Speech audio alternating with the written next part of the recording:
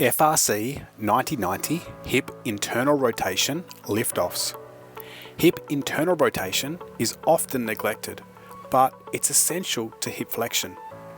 When we are missing hip internal rotation, the quality of our squats, deadlifts, middle splits, pancakes, and more is affected.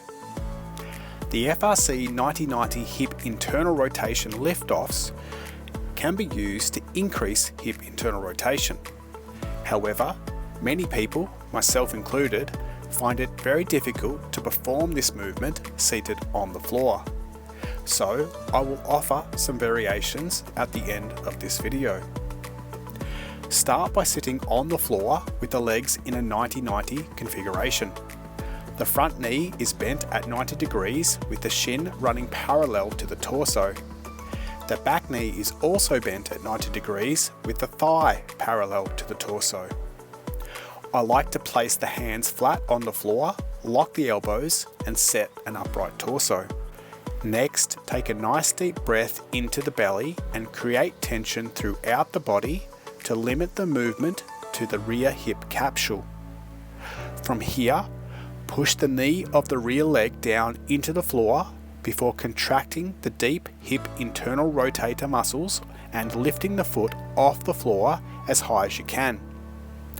Fight to lift the foot as high as possible without leaning the torso forward. Do not allow the foot to come crashing down.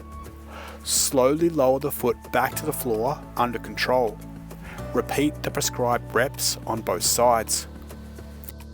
If you struggle to sit in the 90-90 position, or the leg lift is minimal, I'd suggest you try one of the following. One way to make the movement easier is to lean the torso out to the side. This will decrease the hip abduction in the rear leg and make the lift off a little easier. Find a lean angle that allows you to feel the hip internal rotators working in the lift offs.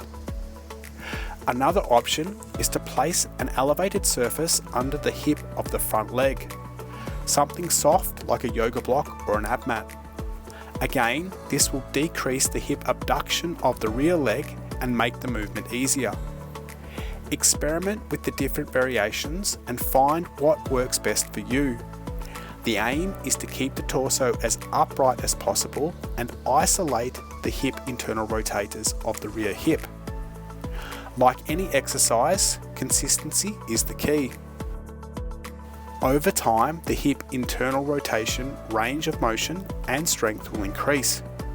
Being able to sit on the floor and perform the lift-offs correctly is a nice goal to aim for.